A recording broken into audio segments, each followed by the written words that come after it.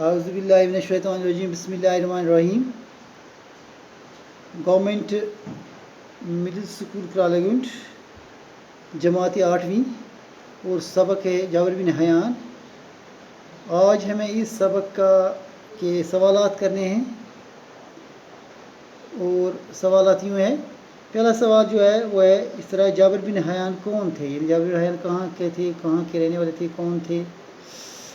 تو اس کا جواب ہے جو جابر بن حیان ہیں وہ کوفے کے ایک عطار جابر کے بیٹے تھے، یعنی عطار جابر کے بیٹے تھے۔ اس عظیم سائنسدان کو علم کیمیائی کیمسٹری کا بابا آدم بھی کہا جاتا ہے۔ یعنی آپ کو پتہ ہے یہ جو جابر بن حیان ہیں وہ کوفے کے ایک عطار جابر کے بیٹے تھے۔ اس کے علاوہ ایک عظیم سائنسدان تھے اور کیمسٹری کا بابا آدم بھی اسے کہا جاتا ہے۔ اور دوسرا سوال ہے اس طرح یہاں پہ، جابر بن حیان کی تعلیم و تربیت، یعنی جابر بن حیان کی تعلیم و تربیت کہاں ہوئی؟ جابر بن حیان کی تعلیم و تربیت کہاں ہوئی؟ اور اس کا جواب یہاں ہے، جابر بن حیان کی ابتدائی تعلیم تو گاؤں میں ہوئی، لیکن پھر مزید تعلیم کوفے میں حاصل کی۔ یعنی جابر جو ہے اس کی جو تعلیم تھی وہ یعنی ابتدائی جو تعلیم اس کی تھی، ابتدائی تعلیم جو شروعاتی تعلیم اس کو کہتے ہیں، ابتدائی تعلیم، وہ اس کو پہلے گاؤں میں اس کی تعلیم شروع ہوئی ہے۔ یعنی پہلے اس نے گاؤں میں پڑھا، پھر بعد میں اس کو بے حد شوق تھا تو پھر اس نے مزید تعلیم کوفے میں حاصل کی، یعنی اس شہر کوفے میں حاصل کی۔ جابر بن حیان کا کیا نام تھا اور وہ کیا کام کرتے تھے؟ جابر بن کا اصلی نام کیا تھا اور وہ کیا کام کرتے تھے؟ جابر بن حیان کا اصلی نام حیان تھا، یعنی اصلی نام اس کا حیان تھا۔ جابر اس کے باپ کا نام تھا تو پھر یہ بن گیا جابر بن حیان۔ اور وہ کیمیا گری کا کام کرتے تھے، یعنی کیمیا گری کا کام کرتے تھے، وہ کیمیائی مادے بناتا تھا، وہی چیزیں وہ بناتا تھا۔ تو اب اس کا جو چوتھا سوال ہے وہ ہے، جابر بن حیان نے کون سی چیزیں ایجاد کی؟ یعنی جابر بن حیان نے کون سی چیزیں ایجاد کی ہیں؟ جابر بن حیان نے کون سی چیزیں ایجاد کی ہے؟ یعنی اس میں سب سے پہلے جو چیز ہے وہ میں آپ کو بتاؤں گا۔ جابر بن حیان نے سبلیمیشن، آکسیڈیشن، چمڑا رنگنے کا طریقہ اور شورے کا تیزاب یعنی نائٹرک ایسڈ ایجاد کیا۔ یعنی یہ چیزیں اس نے ایجاد کی ہے، یعنی اس نے بہت ساری چیزیں ایجاد کی ہے۔ تو سوال اور ایک ہے یہاں، پانچواں، جابر بن حیان کو بغداد آنے کی دعوت کس نے دی؟ یعنی جابر بن حیان کو بغداد آنے کی دعوت کس نے دی؟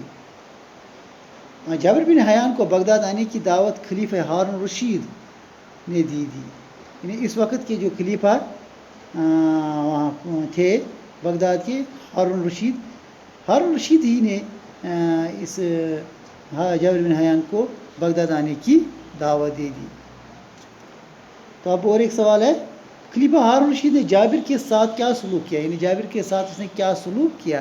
کون سا سلوک کیا؟ اچھا سلوک کیا، برا سلوک کیا، کیا اس کو عزت دی یا نہیں دی، انعام و اکرام دیا کہ نہیں دیا؟ تو اس کا جواب ہے، خلیفہ ہارون الرشید نے جابر بن حیان کو انعام و اکرام سے نوازا، یعنی اس کو بہت عزت دی، اس کی حوصلہ افزائی کی، اس کی عزت افزائی کی اور اسے انعام و اکرام سے نوازا جابر بن حیان کو۔ اور اب اور ایک سوال ہے یہاں پہ، لیبارٹری کسے کہتے ہیں؟ یعنی جو لیبارٹری ہے، یہ ورڈ آیا ہم، یہ کسے کہتے ہیں؟ وہ جگہ جہاں مختلف قسم کے کیمیائی تجربے کیے جاتے ہیں۔ یہاں یعنی یہ وہ جگہ ہے جہاں مختلف قسم کے کیمیائی تجربے کیے جاتے ہیں، اسے لیبارٹری کہتے ہیں۔ نائٹرک ایسڈ کو کس دھات کے برتن میں رکھا جا سکتا ہے، یعنی نائٹرک ایسڈ جو ہے یہ کس برتن میں رکھا جا سکتا ہے، یعنی کون سا ایسا برتن ہے جس میں یہ محفوظ رہ سکتا ہے، جس کو یہ جلا نہیں سکتا، جس کو یہ توڑ نہیں سکتا، وہ کون سا برتن ہے؟ نائٹرک ایسڈ کو سونے یعنی سونے کا برتن ہونا چاہیے اور شیشے کے برتن میں رکھا جا سکتا ہے، ایک تو شیشہ اور دوسرا سونا، سونے اور شیشے کے برتن میں نائٹرک ایسڈ کو رکھا جا سکتا ہے۔ جابر بن حیان کو علم کیمیائی کا بابا آدم کیوں کہتے ہیں؟ جابر بن حیان جو ہے اس کو علم کیمیائی کا بابا کیوں کہتے ہیں؟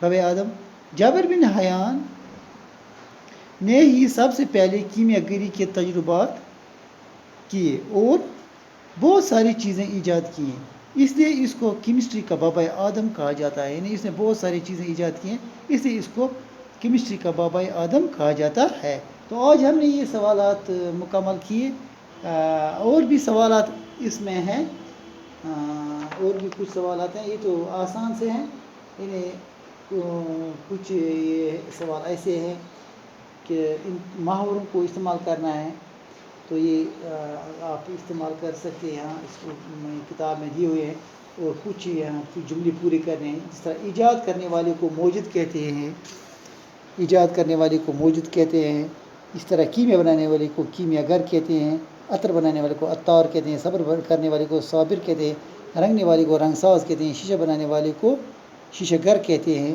اور لوہے کے اوزار بنانے والے کو لوہار کہتے ہیں، پڑھنے والے کو معمار کہتے ہیں، اور علم حاصل کرنے والے کو طالب علم شاگرد کہتے ہیں۔ یہ تو آسان ہے، باقی بس